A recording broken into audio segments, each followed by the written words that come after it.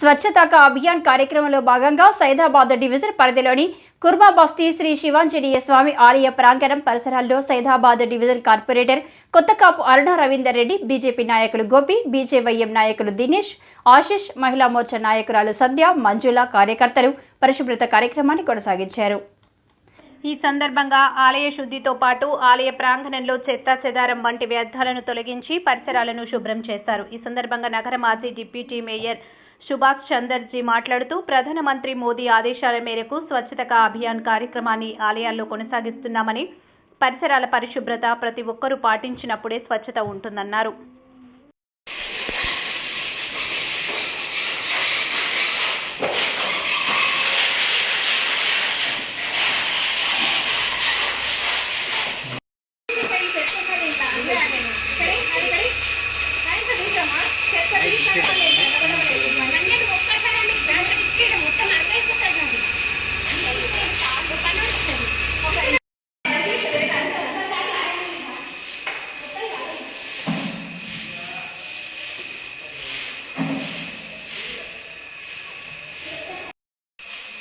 నువ్వేం చేయాలంటే అప్పుడు ఇట్లా తీయాలి, ఇట్లా ఫోటో